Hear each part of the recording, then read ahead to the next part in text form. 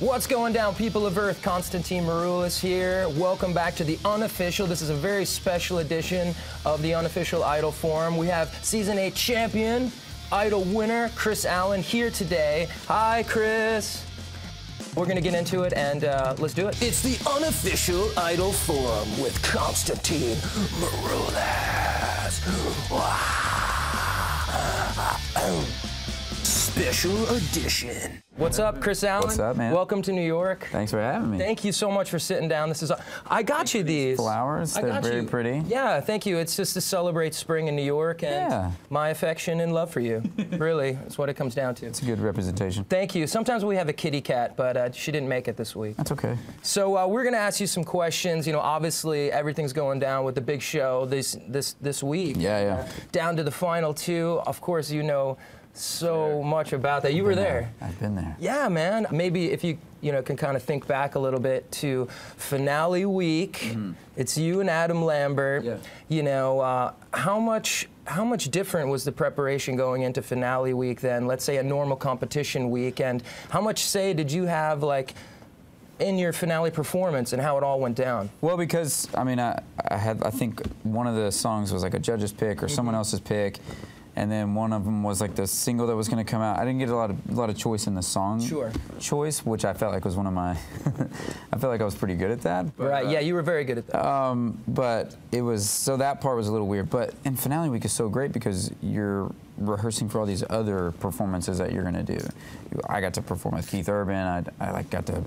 That was amazing. That was huge. Performing with Queen and so you're doing like all these other rehearsal things that you don't even care about your performance so much that's probably what's going on with them right now too, is that they're just like not caring about the performances. Like it's all about like who you get to perform with, because it's like kind of overwhelming. Oh, I can imagine. It's so overwhelming. I mean, even for the top 6, it was crazy. So I just can't imagine what you guys were all going through. But I guess at some point you're like, you know what? We've done all this work. We might as well just celebrate. That's kind of what it was. That was the great thing about it. Whoever would have won, I don't know if any of us would have cared. Right. It was like, this is like so amazing, and what a celebration it is to like go through this whole journey together through a whole year, and we get to do all these great performances, and Rod Stewart and Santana. It was like, who cares? Insane. And I thought you were awesome on the show a few weeks ago. You know, it was nice to see you really come out with, of course, your own song and everything in the band and just everything. You put the guitar down, you like kind of went out into the crowd. I mean, I really enjoyed it. It was clear that,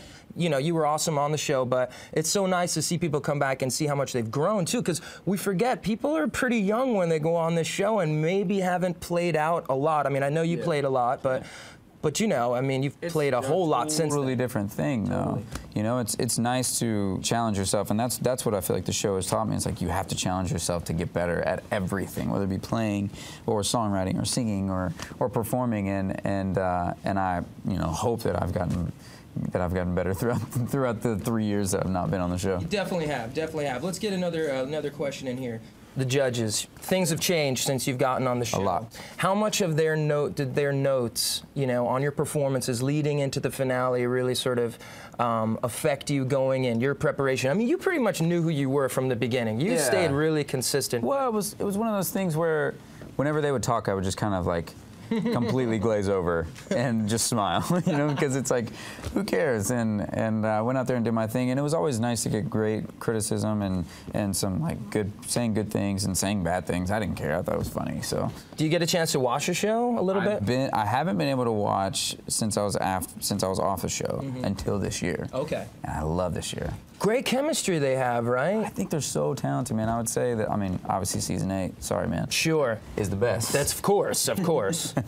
But this season is great, man. They're really talented. Let's talk about maybe some of the disadvantages of, coming to fame and being on a huge show like American Idol. Obviously you're blessed with this great platform and a great fan base and everything, but talk about some of the, some of the things that you have to overcome as well. The weird thing is that it takes you from absolutely nothing to everyone knows what you look like and what your name is. And so switching over so fast is a weird mindset. Like, you don't know how to get into that. It's like, why do you know me? This is weird that you know me. I don't know how to deal with you because you know me. And so it's... you think you kind of know me? You don't really know me. It's weird. Why do you know me so much? Why do you know everything about my life? And so it's... that's a little bit weird, but it's, I don't know, you kind of get used to it. I love it. I love that I have fans. And right. I mean, the disadvantages are I don't get to spend as much time home as I want to, sure.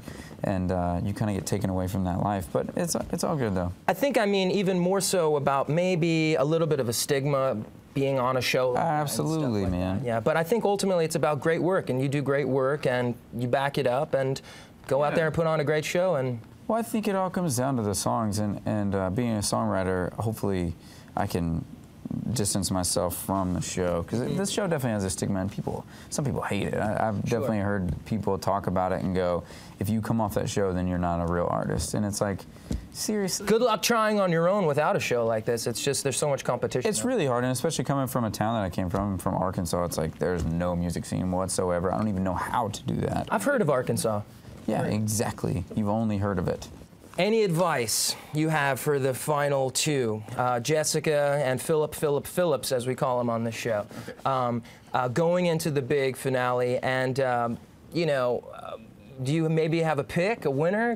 Let's book a winner right here, Kris Allen. I've been saying for a long time now that I think Jessica should win. Sure. I think it's time for a girl to win, personally, and I think she's probably, like, vocally a little bit more ready, sure. I would say, but Philip is great too, and we'll see what happens. And obviously the little girlies like to vote for. They do, and the mamas. And the mamas like to vote. The maybe a little bit older mamas. Yeah. They like to vote and come out and hang out. Yeah. But yeah, they're both gonna do great. They're both gonna be fine, whoever wins. Kris Allen, man, thank you so much, Thanks man. for having me. I wish you all the best on your album and your success and on the road and everything. Have an awesome summer. Thank you for coming by. Be sure to always tune in to the Unofficial Idol Forum each week. We got the finale coming up. Tweet all your questions to me at Constantine M. Hey, throw some more questions to Kris. We'll see if we can get the comments to him as well. And at Fuse TV. And here we go, the big show. So tune in next week, and we'll see what happens.